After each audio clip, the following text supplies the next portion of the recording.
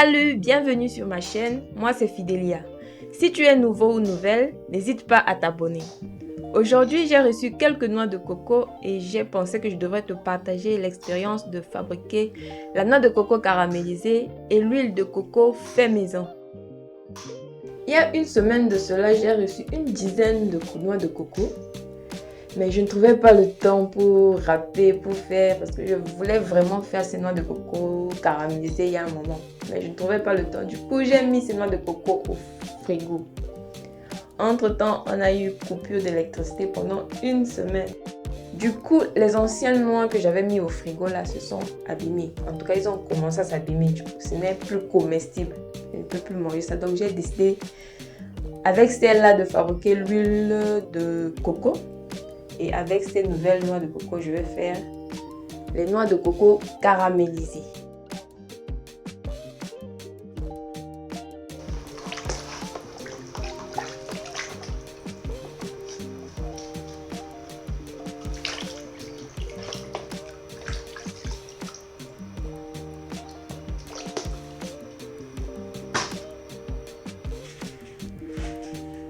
Voilà à quoi ressemblent les anciennes noix que j'avais mis au frigo là. Je viens de les casser, mais c'est déjà gâté. On ne peut pas les manger. Donc celles-ci, je vais les utiliser pour faire l'huile de coco. Je vais les nettoyer, découper, puis broyer pour extraire le jus ou le lait de coco. Je commence d'abord par râper celle que je vais caraméliser. Du coup, j'utilise ma râpe manuelle ici. J'étais en train d'hésiter entre râper finement ou un peu plus gros. J'ai commencé par râper finement, mais j'ai vu que ça me prenait tellement du temps que j'ai changé. J'ai pris là où c'était un peu plus gros. Vu que ça va aller au feu, du coup, ça va un peu perdre aussi de l'épaisseur. Donc, si c'est trop fin là, ça va être trop... Je voulais pas que ce soit trop fin. Donc, j'ai pris le côté qui est un peu large. Là, ce sont les ingrédients que je vais utiliser. Bien évidemment, on ne peut pas faire de caramel sans le sucre. Donc, on a le sucre, un peu d'eau et j'ai décidé de mettre un peu de la... Comment on appelle ça? L'arôme au lait. J'avais ça ici là pour faire des gâteaux. J'ai décidé de mettre ça dans ce caramel pour voir ce que ça va donner. Ok, j'ai fini de râper et là, je procède au broyage de la noix de coco qui va servir à la fabrication de l'huile.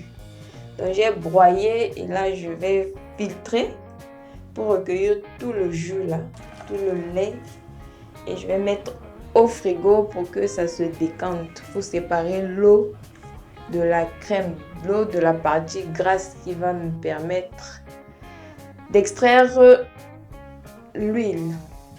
Donc voilà, là c'est déjà en train de se décanter. On voit déjà la séparation entre l'eau et la matière grasse. Donc là, je vais mettre ça au frigo et je crois que je vais faire ça demain. Je vais mettre ça au frigo toute la nuit et demain, je vais récupérer pour continuer la production.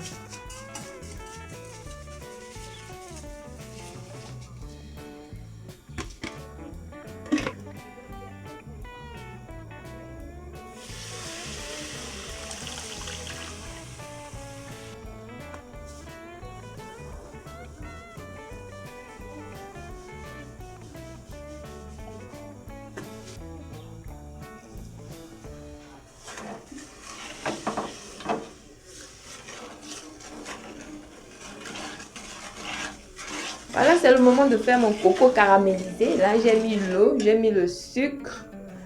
Et là, j'ajoute l'arôme qui va me parfumer un tout petit peu ces noix de coco là.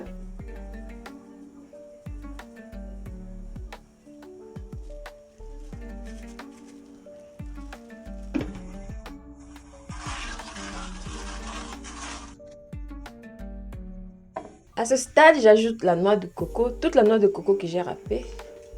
Et là, il faut respecter les dimensions de sa marmite. Avoir une marmite assez aérée pour faciliter la manipulation. Parce que à ce niveau-là, ça va être tourné, tourné, tourné seulement. Jusqu'à ce que le sucre se caramélise, jusqu'à ce que l'eau disparaisse.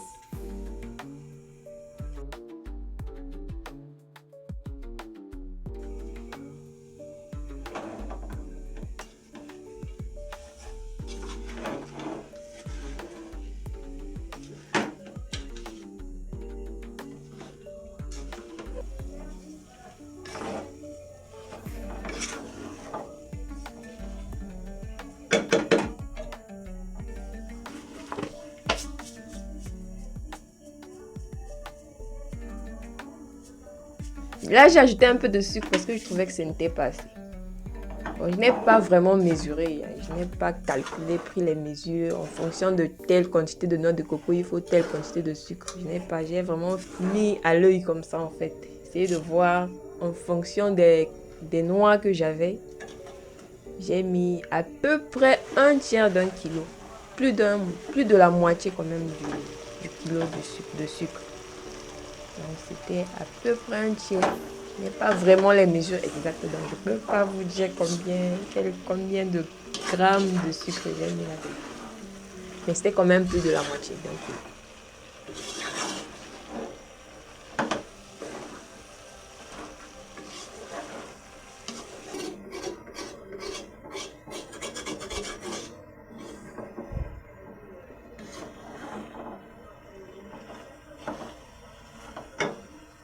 Voilà, là à ce stade, le sucre commence déjà à se caraméliser. Il n'y a plus d'eau. Donc à ce niveau-là, ce qu'il faut faire, il faut tourner. À tout moment, tourner, ne pas laisser reposer. Tu tournes, parce que si tu laisses reposer, ça va se caraméliser en bas et ça va cramer. Et le caramel ne va pas se répandre sur toute la noix. Donc il faut tourner encore et encore jusqu'à ce que ce soit complètement sec et séparé, que ça ne forme pas les blocs. Tourner continuellement. Et voilà le résultat final. C'est bien sec, tout est séparé, il n'y a pas de blocs, c'est sec. Et je trouve même qu'il n'y a pas trop de sucre. Et c'est bien comme ça, c'est mieux que ce ne soit pas trop sucré. Là, ça va et ça sent tellement bon avec l'arôme là, finalement. C'est bien sec. Ça réussit quand même pour une première fois, je pense.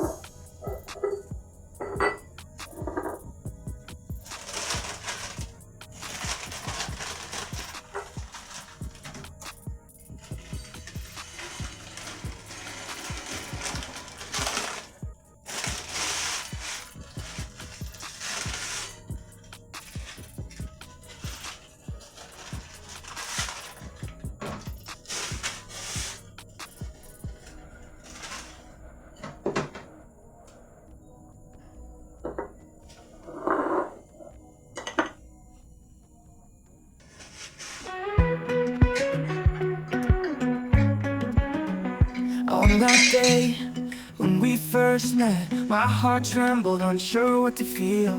Your smile so bright, full of hope, filling my dreams with every thought of you. You are a brand new story, slowly opening my heart.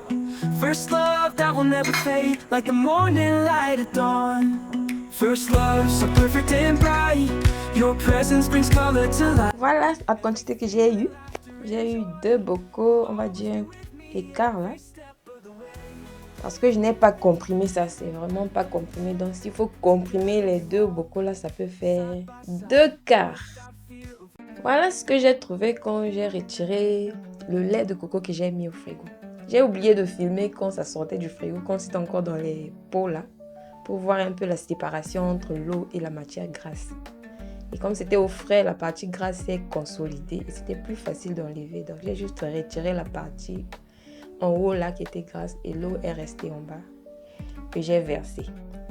Donc à la base je voulais tester de faire la pression à froid, mais il n'y a pas eu le soleil aujourd'hui. Donc parce que pour faire la pression à froid, apparemment on met d'après ce que j'ai vu sur YouTube, parce que je n'ai jamais eu à faire ça, on prend la matière grasse là qui vient de sortir du frigo et on met au soleil. Avec l'action du soleil, l'huile va se séparer de, je ne sais pas si c'est la graisse ou je ne sais pas ce que c'est. En tout cas, l'huile va se retrouver en haut et on retire. C'est ça, l'huile de coco pressée à froid. Mais comme il n'y avait pas le soleil aujourd'hui, donc j'ai décidé de tout faire à chaud. Et ce que j'ai versé dans ma poêle. Et je fais cuire. Ça va rester là pendant un moment. Tourner. Et on voit déjà comment l'huile est en train d'émerger là. Ça réduit la partie, je sais pas comment ça s'appelle. L'autre partie qui reste là. Je sais juste que ça se sépare et ça réduit quand même. Au fur et à mesure, la quantité baisse parce que c'était rempli là. Et là, on se retrouve avec presque le fond seulement de la poêle. Et c'est terminé. Là, je vais laisser reposer. Ça se refroidit. Tout ce qui est agité là va se retrouver en bas et ce serait plus facile pour filtrer maintenant. Et ce sera l'huile de coco fait maison. Je suis trop fière de moi.